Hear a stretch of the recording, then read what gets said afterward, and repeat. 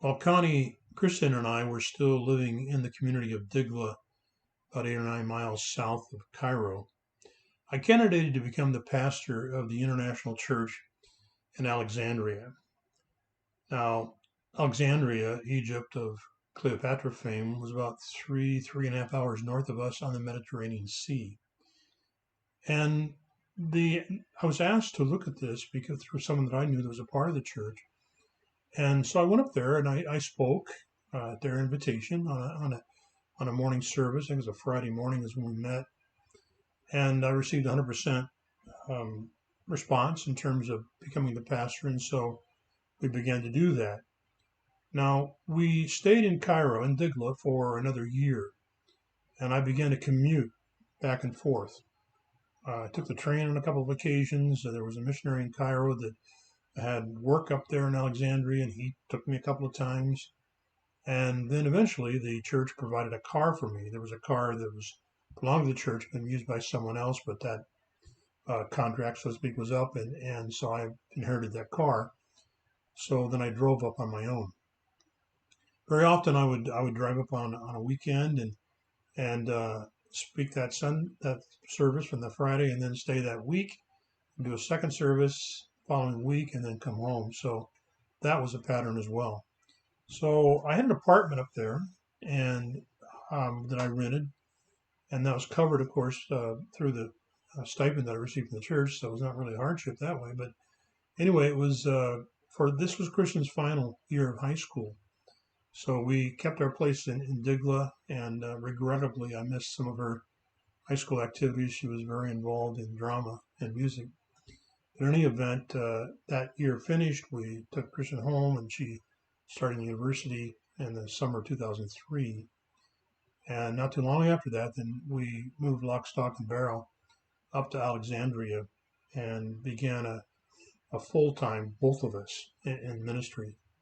Connie had this meeting. It was like called Interchange for Women once a month. And the church had about 115, 120 people in it. But she had like almost 20, 15 to 20 women that came on the Saturday, and I had a Starbucks apron that I put on, and I made all the coffee. And so I made the coffee, and then of course we had tea for the ladies, and then I was allowed to fill my plate and then leave.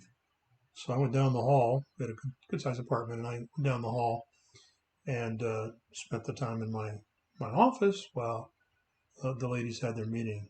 And that was one of the things that Connie did as a part of our ministry together there. So it was a real collaborative effort. We had good relations. We formed strong relations with some of the folks there in the church. One especially that has continued, one woman who has returned back to the United States. She was there. She was on our church board, became a friend of ours, and had a preschool that really served some of the missionary kids. We had like 3 families, I think, who were there as from Korea as missionaries, in addition to other from other countries.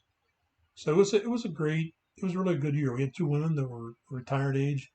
A British woman had been married to an Egyptian diplomat. One French woman had been married to a French diplomat. And these 2 ladies, retired and older, were in the congregation, and they were a genuine blessing, both of them.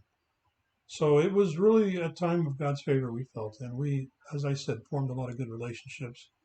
We had a guy that came up from Genicles, the Air Force Base, a few miles south of Alexandria. We had some shipyard workers. We had other business people, engineers, and that. And it was an enjoyable. We really do love that international church mix, and actually, I to this day I do miss it.